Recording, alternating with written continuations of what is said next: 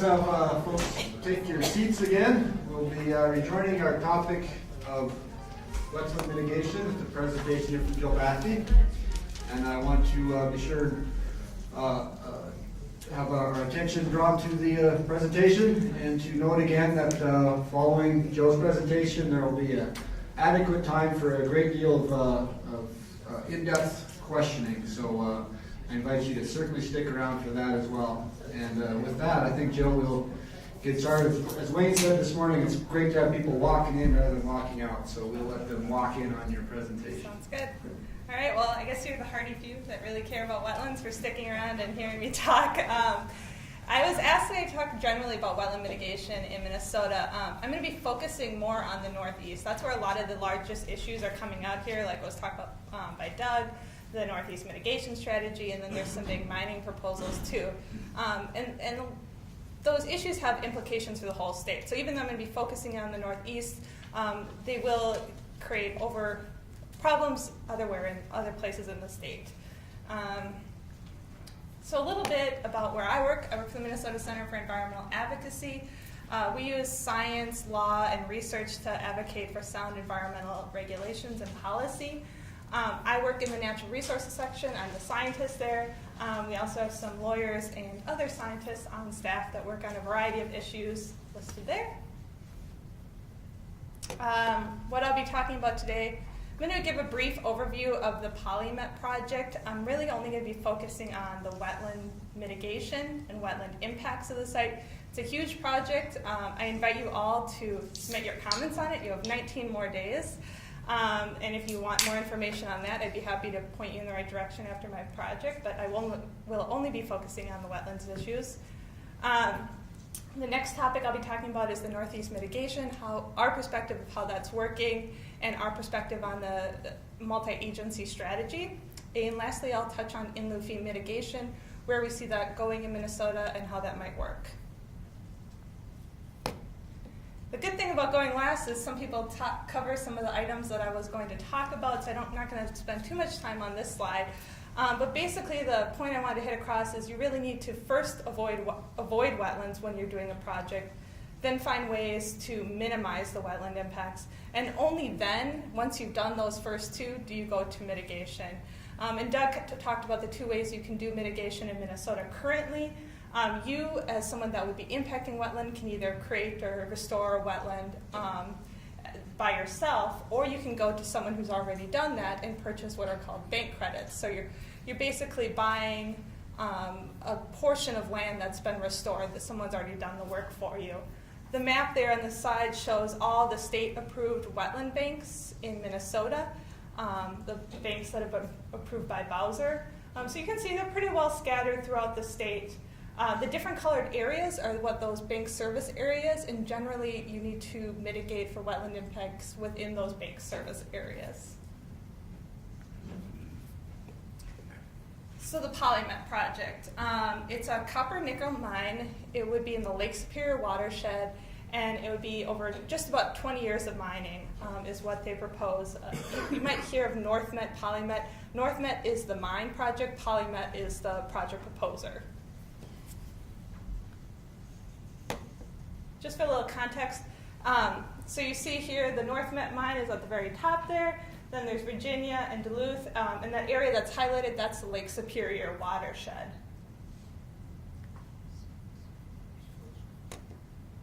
Most of the wetland impacts at the PolyMet site would occur at the mine site.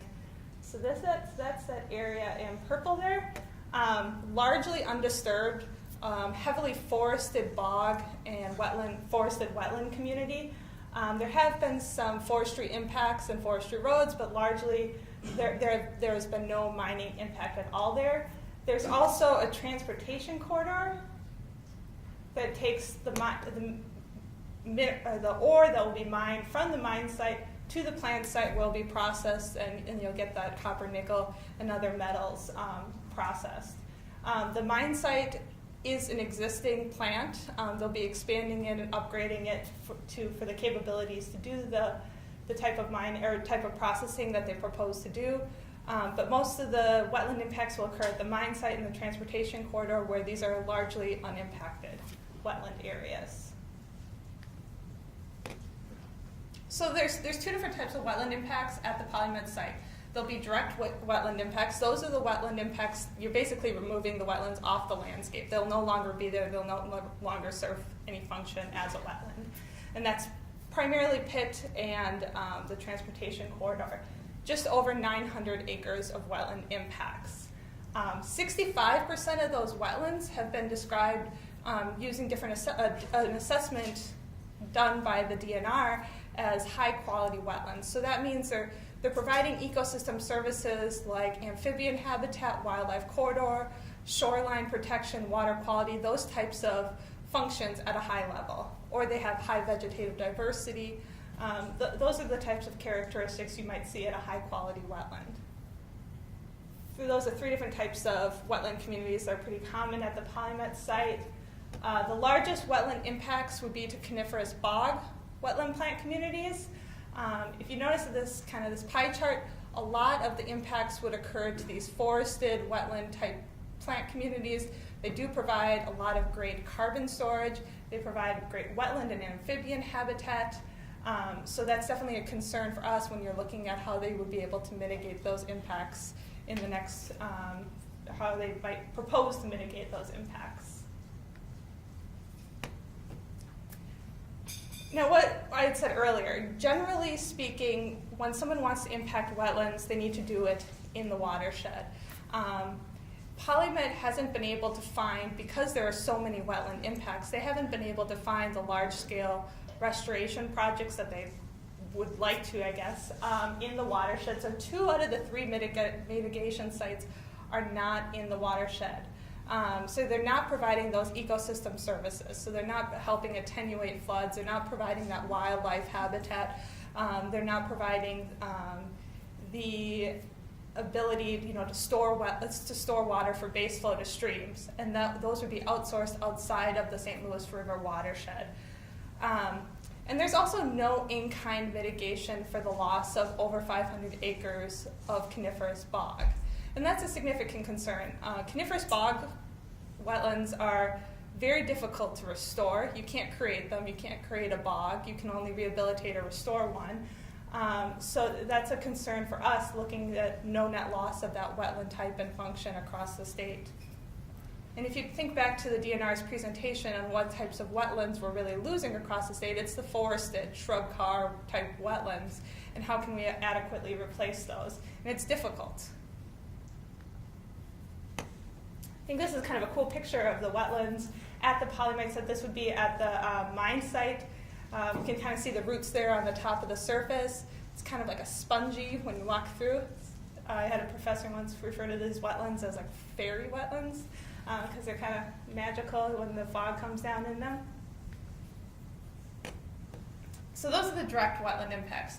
The indirect wetland impacts would occur from multiple different reasons. So there'd be groundwater drawdown, changes in stream flow, changes in the watershed, fragmentation. So what you would see with an indirect wetland impact would be a change in the wetland plant community, maybe increased invasives, decreased diversity, changes in the hydrology, so either the wetlands get drier or wetter, but they aren't the same as they were before the project. And really, the only way you know that is by collecting a lot of data before mining begins. So you need that baseline data. You need to know what types of vegetation are on these sites, what does the hydrology look like. It's very difficult to collect that type of information and ensure that you can go back to the same site every year and try and collect that same information and try and see the changes. The EIS states that there'll be between 6,000 and 7,000 indirect wetland impacts. That's a significant impact, and that's a significant amount of area to also monitor if the project were to move forward. The problem we have with that is that they don't have that baseline data. So they propose that there will be this indirect impact, but there's very little baseline data by which to track that, to know when that impact does occur. And there's also no mitigation opportunities identified. And that's a problem. They had a difficulty finding the wetland mitigation for their direct wetland impacts. So how are we to assume that they'll be able to find mitigation for the amount of for the amount of wetlands that they would impact indirectly? That brings up a lot of questions. So will that comprehensive baseline data be collected before they begin the project? And at what point will the regulatory agencies determine an impact has occurred? So what % of the wetland vegetative community do we need to see a change in for the regulatory agencies to determine that impact needs to be mitigated? And these are important questions because it really goes back to what the functions that the wetlands are providing and how that might change as a result of the PolyMet project. One way we can provide a little bit better assurance that mitigation will occur is by requiring financial assurance. You might have heard this in the context of water quality financial assurance, making sure that the water leaving the site, or that there's enough money set aside to clean the water at the PolyMet site. It's also important to provide financial assurance for wetlands to ensure that the mitigation or the replacement that they plan to do is successful. There are a lot of uncertainties with wetland mitigation, especially with the types of wetlands that they plan on restoring, and it's important to set that money aside in a way that if the company fails to do their obligation, or if if PolyMet goes away before that the wetlands reach their standardized or their performance standard, that someone else, maybe like a non-government agency or a group like Bowser or something like that, could come in, take that money, and do the restoration work to ensure that there's no net loss of wetlands. What's all included in our financial assurance? Maybe cost to resurvey land, cost for seeding, redoing the site, and monitoring and maintenance are huge. Generally, how financial assurance for wetlands would work is you want to start out with a really high amount. For a site that was in Aiken County a few years ago, I think it was 1,200 acres of wetlands that would be restored, and the financial assurance was about $3 million. PolyMet would be doing more wetland restoration than that, so you could probably expect that number to go up a little bit. But you start with a big amount, and then as the site meets specific performance standards, so maybe construction is completed, invasives are under control, there's been monitoring, that amount is slowly released to the company. So they have that incentive to do the work and do it right. And not until the very end, until the monitoring is complete and the site has met all their performance standards, would you release that full chunk. Do you have a calculation for that? The beginning to I don't. It's a hard figure to figure out because you have to account for inflation, you have to account for the changes in seed costs and construction and fuel and all that. I guess the best base I have is the Aiken County site, which was $300 million that accounted for those types of impact or costs. So, $300 million? Yeah, just like, well, I was just thinking, like, say a bank credit is $1 per square foot, and you have 7,000 acres. It's $300 million. Yes, and there's a lot of different ways you can calculate financial assurance. One way is to do it is to say, well, if the site's unsuccessful, how much will it cost you to buy bank credits? And that definitely would be a lot more expensive than maybe going back to the site, trying to rehabilitate it and meet the performance standards. So there's just two ways of doing it. There has been a lot of research that's been done. The Corps of Engineers and the Engineers Research and Development Center put out a white paper, if anyone's interested. It's called Securing Financial Assurance for Mitigation Success. It's a really good paper because it kind of walks you through the different things you need to consider to what you put in a financial assurance and the different instruments that should be used to ensure that money is set aside for the long term.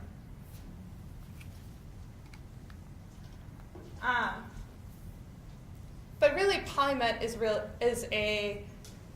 one project, but there's been lots of projects in the St. Louis River watershed and the Rainy River watershed that are just signals of a larger problem. And that problem is there's thousands of acres of high-quality wetlands that are threatened. I highlighted mining projects, but transportation is also a big impact to these wetland resources. I'd like to point out MCA doesn't think that too many wetlands is ever a problem. So the idea that there's too many wetlands in northeastern Minnesota, I guess I have a problem with that concept, but there is a need to figure out a way to avoid and minimize these wetland impacts. And I don't think that those have been done sufficiently. A good example of this, the pits can only be located in areas where these mineral resources are. And that's understood. You can't mine somewhere where those mineral resources are not. But there are still ways that you can avoid and minimize wetland impacts. The EPA recently released an environmental assessment, and it was for the Pebble Mine in Alaska. And I think what was interesting about that assessment, and if you're interested in reading it, I would highly suggest it, is they looked at alternatives that would minimize and avoid environmental impacts in other ways. So looking at the size of the mine. Does the mine need to really be as large as the company proposed? So it's scale and magnitude kind of minimization options. And also looking here at the bottom at transportation corridors. How can we build transportation corridors that avoid areas of high sensitivity? And those are the areas I just don't feel have been explored far enough in mining and transportation in northeastern Minnesota. Another point we have is that existing mitigations proposals, they're just not replacing the functions of and values of the destroyed wetlands. I think everyone agrees wetland mitigation as it's being done in northeastern Minnesota isn't great. A lot of the sites that are being impacted are the forested bog-type wetlands. They're being replaced with shallow marsh, flooded areas outside of the watershed. So this is actually PolyMet's own document. You can see the two of their proposed mitigation sites, the Aiken mitigation site and the Hinckley mitigation site, out of the watershed.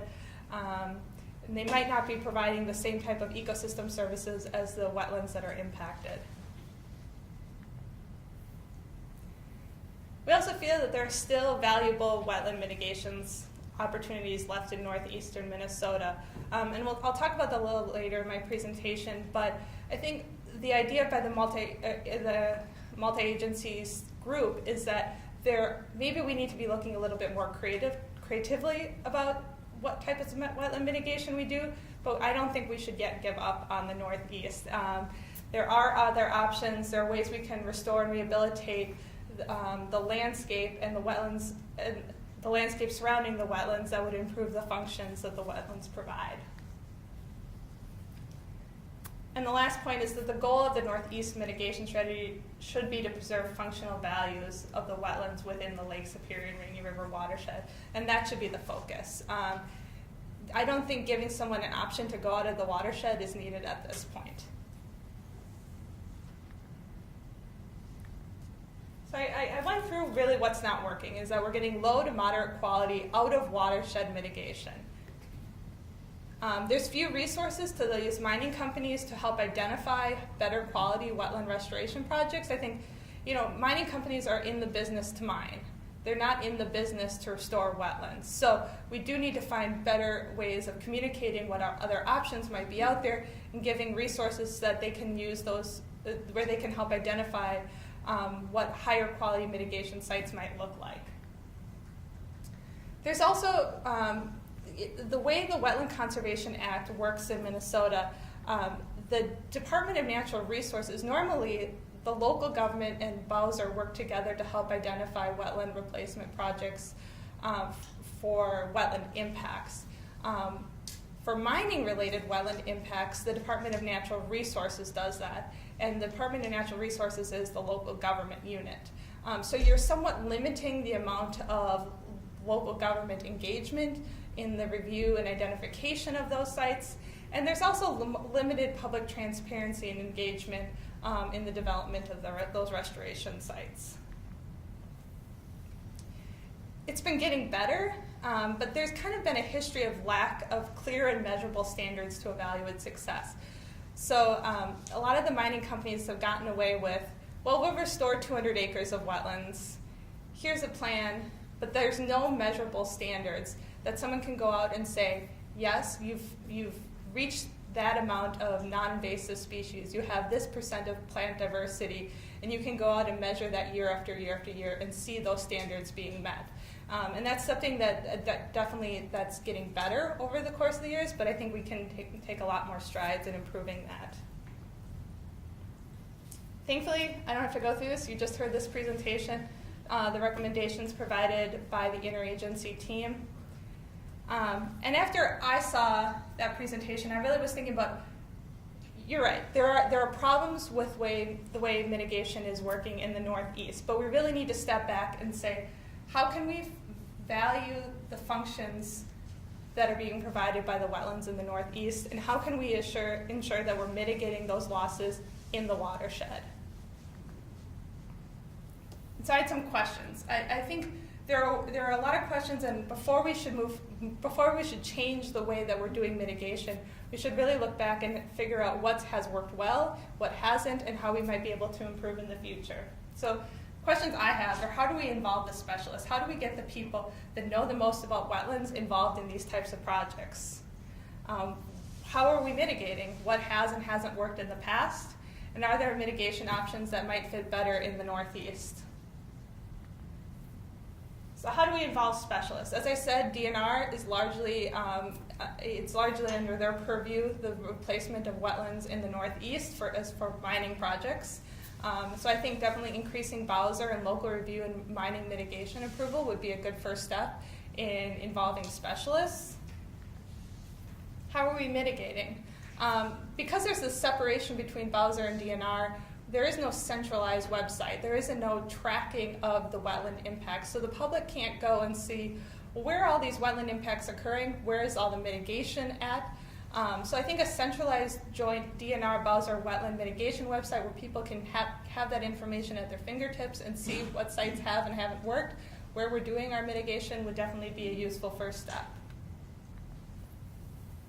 What has and has not worked. So as I said, there's kind of been a shady history of the success of some of these wetland mitigation sites, and maybe we need to step back and really review what some of the successes and failures have been and what has and hasn't worked. You know, there's been mitigation for minings that has occurred on top of tailings basins 200 feet in the air. And then there's been mitigations that have been on the St. Louis River. You know, so there's a wide variety. So I think really looking at the baseline, what the successes and failures of those sites have been, before we go moving forward in another direction is vital. And other alternative mitigation options, definitely an umbrella bank option and in lieu fee mitigation options could be good for the Northeast. The devil's in the details, really thinking about taking the responsibility of wetland mitigation away from the mining companies who really focus on mining and giving it to experts that might be able to implement these projects better, implement and design. So, transferring a little bit into in lieu fee mitigation. It has been, in some ways, going on in Minnesota for a while through the road bank program, but this would be a new step as far as public mitigating through in lieu fee mitigation. Generally, how it works, someone would like to impact a wetland, they give money to someone who would like to construct a beneficial aquatic resource development project. The idea is the money is pooled, so larger projects, more targeted projects could be done because it's, you know, once there's more funds to do that, you might be able to do those bigger projects. It might be a complex of wetland, stream, a buffer. You even heard about some thoughts about upland preservation of high quality wetlands. And generally it's conducted by government agencies or nonprofits. This is a really busy slide, but really what I'd like you to focus on is that there's two sides, and they both have to go through regulatory review. So on the green side is someone, maybe Bowser or the Nature Conservancy or Ducks Unlimited, goes to a regulatory agency and they have an idea for a wetland project or aquatic resource project. And the other side is someone who wants to impact a wetland. And then there in the middle are the dollar signs. So once they've gone through certain steps and there's been a financial amount set by the regulatory agencies, that money gets transferred to the sponsor. who then pools it, collects it, and then they begin their project.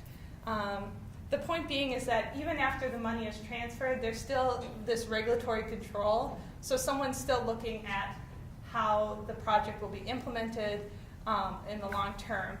And there are a lot of ways that this can go wrong, and there have been a lot of failures across the U.S. in in-lieu fee mitigation. The good thing about that is that Minnesota is a little late to the game. And so we can learn from those other examples what has and hasn't worked well. And like, for example, TNC I know is doing an in-lieu fee mitigation conference next week for their agency, just talking about the successes and failures of in-lieu fee mitigation across the nation, and really partnering with those types of agencies who have that nationwide perspective on in-lieu fee mitigation would be very useful.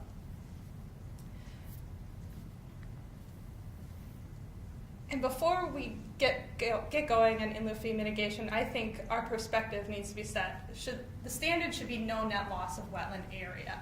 So although there might be benefits, there might be some restoration of streams and maybe preservation of upland, we still can't lose that acreage. We need no net loss of wetland. And how we credit it might vary on different types of project, but we can't lose sight of that goal. We also can't lose sight of replacing the functions, the ecosystem services in the watershed, and not giving up on the St. Louis River, on Rainy River. So just some takeaway thoughts. I personally believe, and I think this is a statement in the Clean Water Act, is that those that impact the greatest amount of aquatic resources should be held to higher standard. It shouldn't be easy to find mitigation for 900 acres of wetland. It shouldn't be easy to impact 900 acres of wetland. So yes, it should be more difficult for large-scale impactors to find wetland mitigation in the Northeast. And we should hold them to that higher standard of finding good, high-quality mitigation. We also need to ask ourselves, how do Minnesota's laws and policies protect the wetland functions and values wetlands provide? And how will we protect those in the future? And thinking about wetland in-lieu fee mitigation and umbrella banks, how can we really be a model for the nation that shows that we're ensuring that no net loss of wetland function and value across our state? So I open up to questions. How do you talk about polymet in-lieu fee? So much pull do you have in the mitigation policy? I don't know. I should ask the interagency group that. I think our group did submit comments.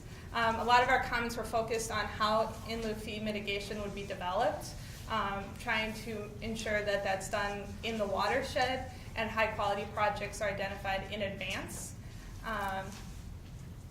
But I think there's definitely still open to listening to comments and working together. And like as they pointed out, there will be other opportunities through rulemaking and the legislative process. A lot's been made about the water quality and the fact that the monitoring and control of water quality is going to have to happen for up to 500 years. Is the impact on wetlands also a long-term matter of 100 years or a couple hundred years, or is it all going to play out within the first 20 years of the life of the mine? Well, a lot of the indirect wetland impacts, the way that the mine pits develop, they develop over the course. I think eventually there'll be 3 pits. And so the indirect effects will be happening as those pits develop, from groundwater drawdown or fragmentation of wetlands. So my concern would be, how long are we monitoring for indirect effects? Are we monitoring for 20 years? Are we monitoring throughout the process by which they rehabilitate the site? And really, I think those should be long-term monitoring. So well beyond 20 years. So, I mean, is the open pit going to fill back up with water? Yes. Well, one of the pits will be filled with rock, and the other will eventually become a pit lake. Yes. So that communicates to the groundwater, to the wetlands. Mm-hmm. And And there are a lot of different types of wetlands on the site. Some are more, the hydrology is driven more by precipitation, and some is driven more by groundwater. So the effects to wetlands will vary across the site. And that's something definitely I'm looking into while submitting comments is, how can we assure that even the wetlands that are heavily driven by precipitation, there's still spring floods and runoff. How can we assure that those are protected and that water quality effects are minimized? Or if you have a big storm like they did in Duluth a couple of years ago. Mm-hmm. Which are only projected to increase in the future. And is that taken into account in the, I haven't read the environmental impact statement, but have they done various scenarios of climate change? I mean, you have the state climatologist, Mark Seeley, going around talking about the Oak Savanna being up in the heart of the boundary waters by the end of the century. That's obviously going to create a whole bunch of different scenarios. Is that taken into account in the environmental impact statement? They have modeled different precipitation events. My concern is that they haven't necessarily modeled the uncertainty of under climate change. And that's something that our experts at MCA are looking at, and we're developing our own model that kind of contains more of the uncertainty in the climate change in the future. Other questions for Jill? Mining companies use contractors and consultants all the time to maintain control and responsibility. Now, is this third-party wetland mitigation a different legal structure? Why couldn't they do it with a contractor or a consultant like they do everything else? Mm-hmm. The way it would be different is, for example, an in lieu fee project. Maybe Ducks Unlimited would know of a location in the St. Louis River watershed where they could do a mix of wetland restoration, wetland preservation, stream enhancement type projects. They're really identifying that in advance, or they come across it in the development of their in lieu fee proposal. So they're identifying that project beforehand, and it's not necessarily done as part of a mining company's permitting stage.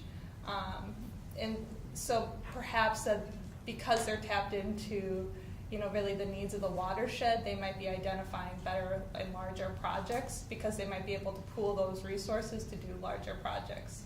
That would be the goal with in lieu fee mitigation. That you would get larger and more targeted projects. If I could just mention, one of the advantages that we see by doing the 2D in lieu fee thing is that you're right, the mining companies could continue to do it through a consultant or a contractor, and they are doing that now. And those consultants, contractors do have some expertise, but one of the things that they're under is trying to do the projects for the least cost to the mining companies. There's not as much consideration for where do you get the very best type of wetland mitigation that replaces the impact. So the benefit by having a third party that is not tied to the economics of the project, the impact project, is that you can, in theory anyway, get higher quality, more strategically located wetland replacement. So the model you mentioned can and has worked, but we think there's some advantages by sort of removing it from the direct control of the permit act.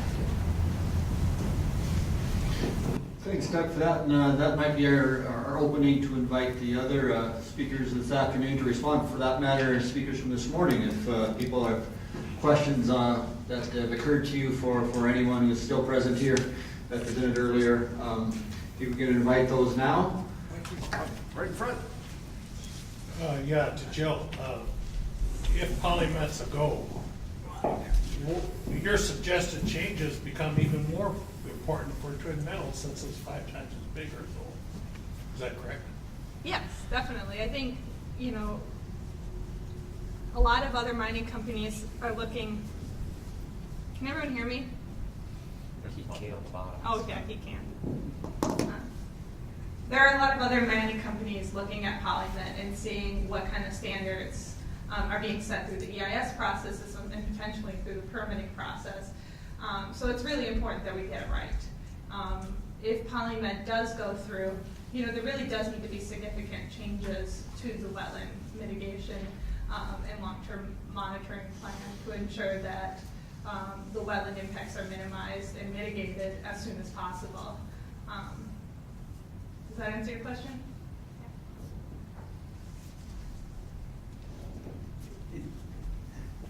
If I can cycle back to a previous question, I think, that was directed to Jill and that Doug responded to, regarding the in lieu fees.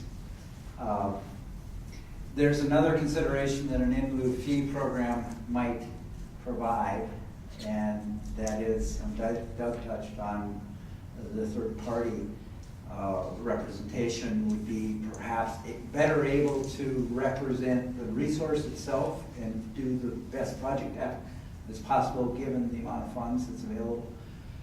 And part of that is if you had a third party entity that was responsible for carrying out these mitigation, they would be looking short and long term, so there would be greater continuity. In other words, you take any one of the mining projects, they want to meet their 900 acres or the 1,000, whatever their project is. Once they're done, they're done. They're out of the picture. And so a third party can really, they're looking for sites all the time and kind of evaluating them short and long term. So that continuity is something that you really would not get in any kind of a project specific or cooperation through a consultant arrangement.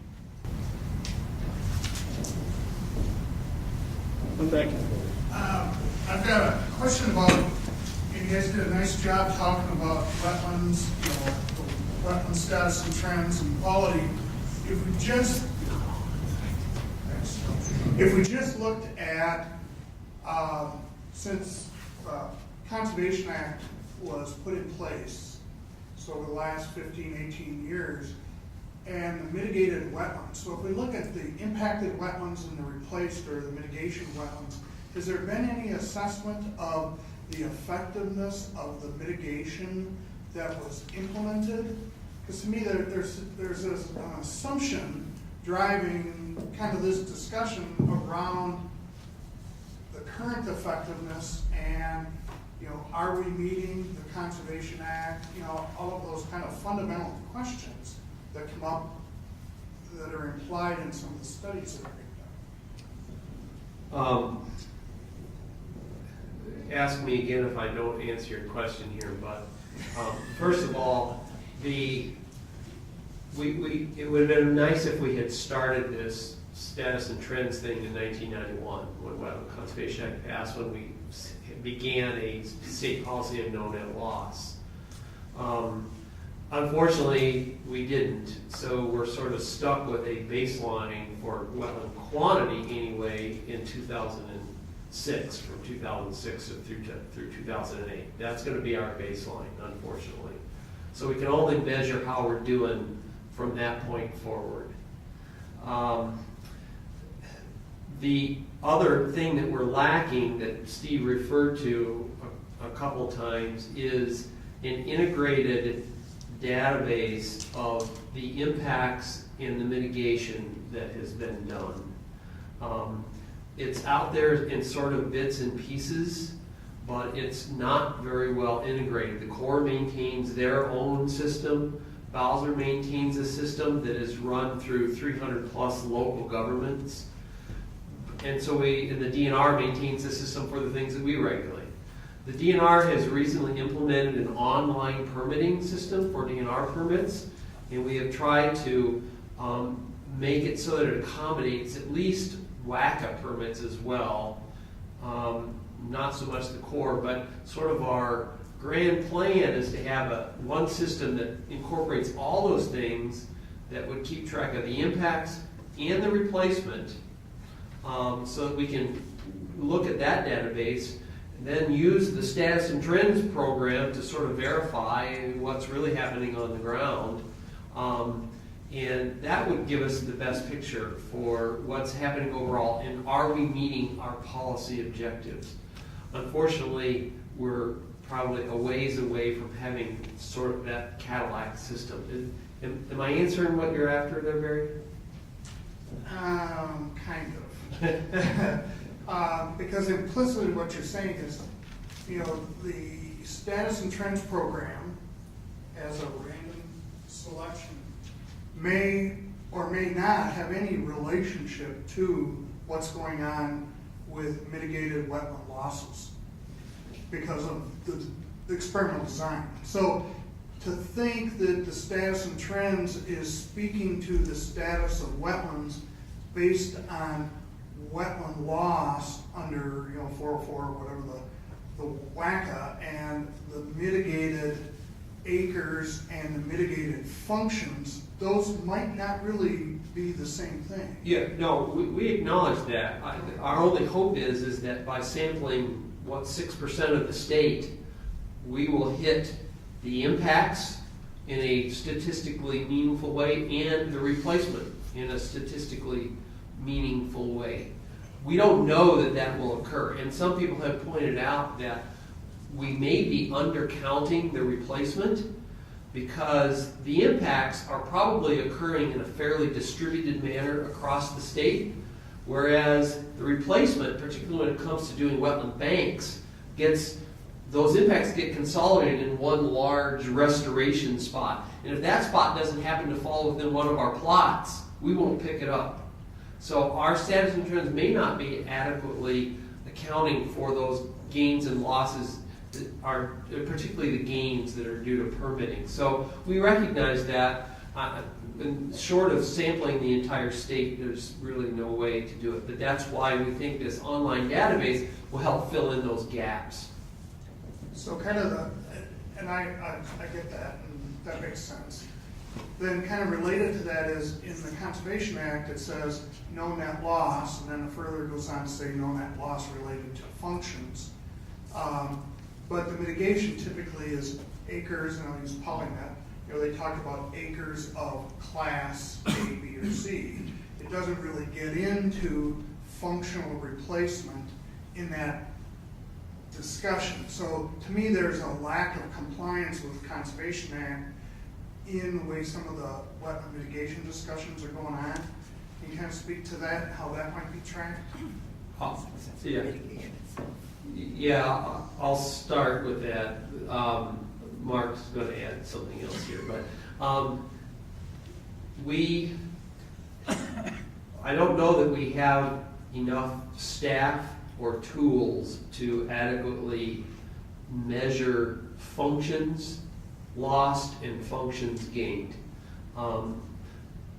That is a challenging task. And so what we decided early on when Wetland Conservation Act was passed, and the Corps to some extent does the same thing, is we use acreage for a surrogate. We change replacement ratios to maybe be more cautious, to overestimate what we're getting.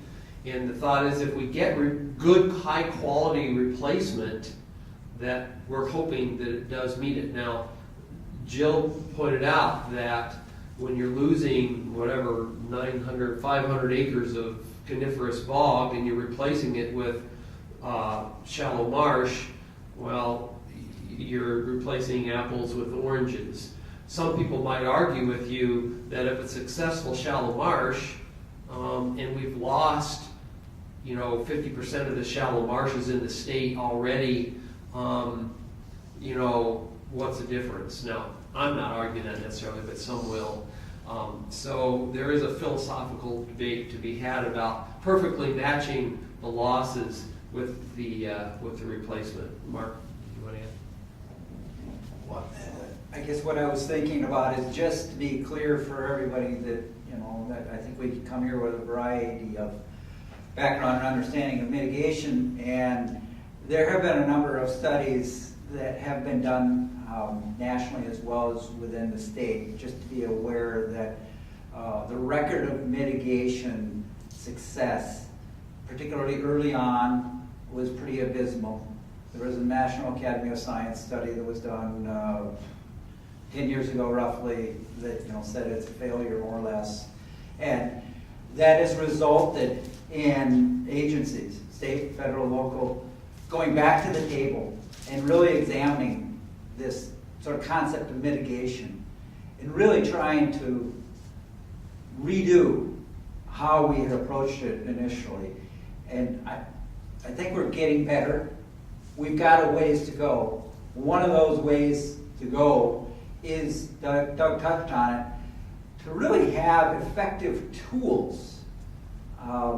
That's kind of a strange term to use, but effective means to really assess routinely function.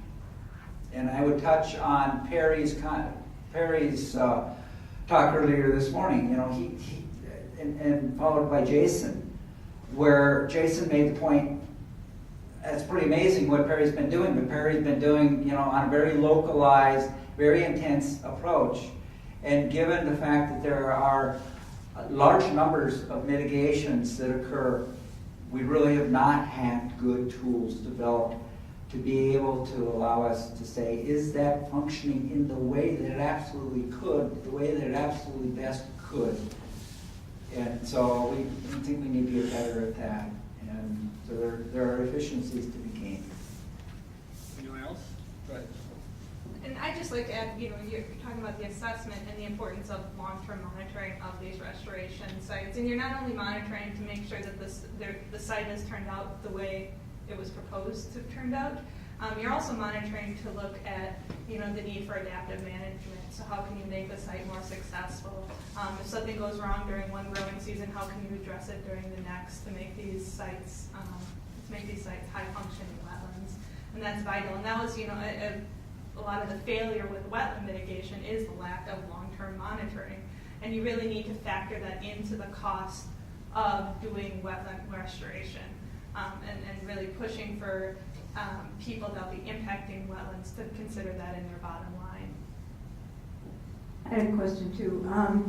I knew we were going to have this on the agenda. I started talking to some local government unit people, and one of the things I found out is that there are exemptions from WACA.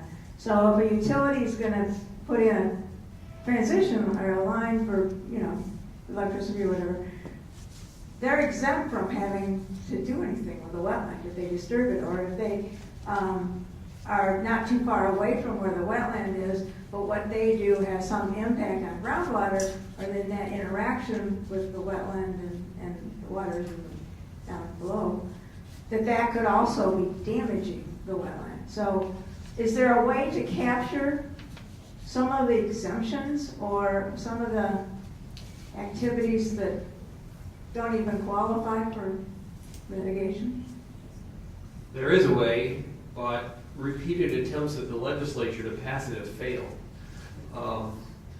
The conservation groups have argued several times at the legislature that there should be a reporting requirement for people that are exercising exemptions under WACA. They're not arguing that they shouldn't be able to use them, but we should at least require some reporting of them so that we know what the magnitude of the losses that are going on under the exemptions. But for whatever reasons, it's been the thought so far at the legislature has been those activities were given due consideration. They were exempted, and go forth and do what you're going to do. So, and there are some exemptions out there that can create some big problems, but most of them are fairly limited in terms of size. Like the utility one that you mentioned is limited to 1/2 acre of an impact. So a utility project, even if it's a 20-mile long sewer line installation, the exemption is only for 1/2 acre of impact. So there are some limits. Depends on whether you're the duck that wants to land. Yeah, if you're the duck that it's your 1/2 acre, it's a problem. Question? Other questions? I was curious for the in lieu fee program. Sorry. I was just wondering, for the in lieu fee program, how it would fit in the mitigation preference hierarchy for in the watershed, in the bank service area. I know that it's pretty easy to keep track of that for bank credits versus bank credits, but I was wondering how that would fit in with the in lieu fee.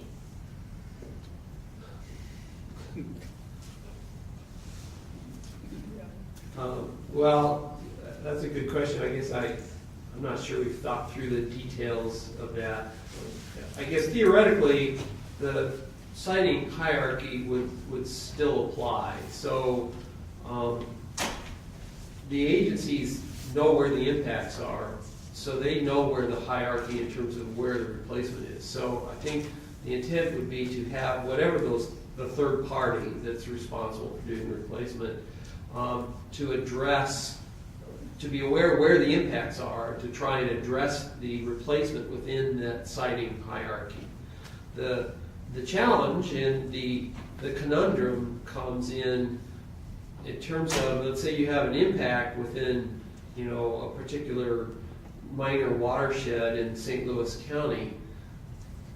To what lengths do you go to get some sort of replacement in that minor watershed of, say, a medium or moderate quality, or you have a really high quality, good opportunity to do a really good project, say, in the next watershed over or something like that. Those are the value judgments that you're forced into, and I think we'll just have to take those as they come. But I don't know, just thinking off the top of my head, I would think that between the agencies and those third party, the in lieu third party, we would try and still accommodate that siting sequence.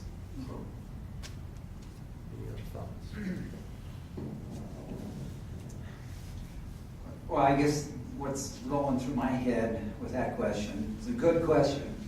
And I think Doug is right, we probably just really haven't grappled with it. Part reason we haven't grappled with it is we don't have an in lieu fee program in the state, in Minnesota at this point. It is something that we're getting near to, and it probably will happen. There are, and Jill touched on this, there are a number of states that have in lieu fee programs. Wisconsin is just initiating theirs. And I think we could certainly learn if it comes to pass that we develop or have an in lieu fee program here.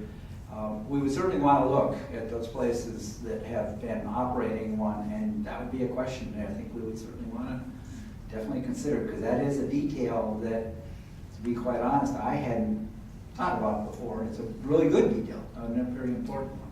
Figure it out and then tell us what to do. Yeah. Sounds good.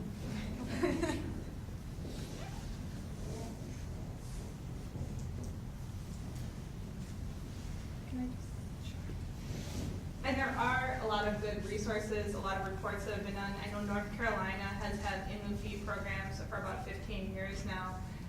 And they recently did a report, 10 years looking back, I guess that was 5 years ago now, on what the successes and the failures have been, and why those failures occurred and why those successes occurred.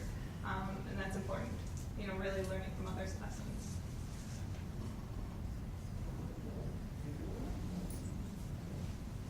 Joe, you mentioned the financial assurance, the wetlands, and I wasn't quite clear about the Aiken example. You said, you threw the figure $3 million and then got $300 million. Can you clarify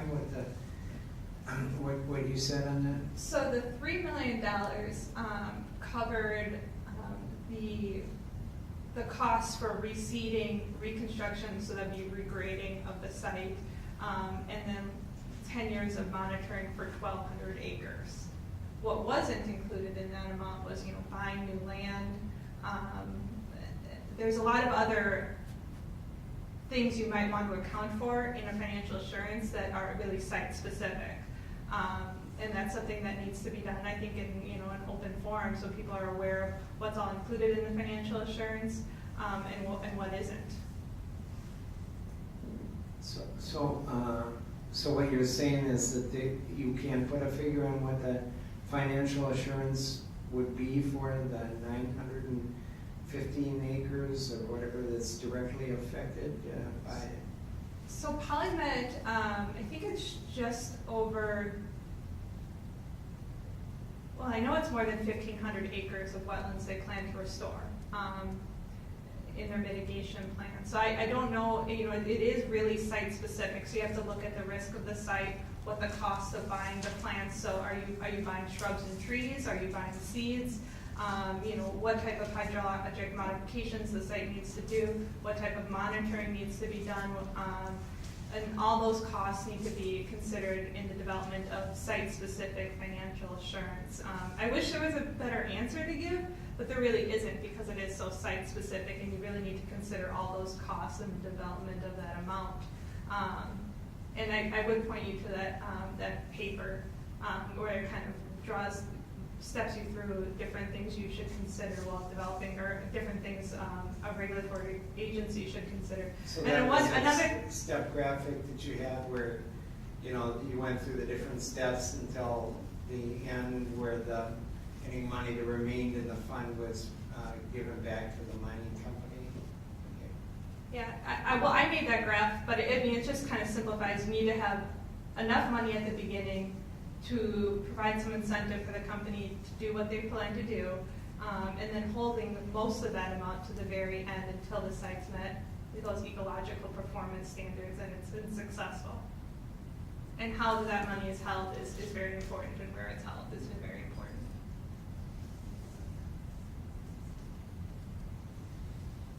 Some questions? I have one, Jill, for the organizers. Are the PowerPoints going to be available online, or has that decision not been That's made my yet? understanding. John, are we capturing those? Yeah, we have captured them. Yes, answer's yes. I want to thank everybody for coming, for my questions, and especially with difficult driving conditions, and it's just great for all of you to come and participate.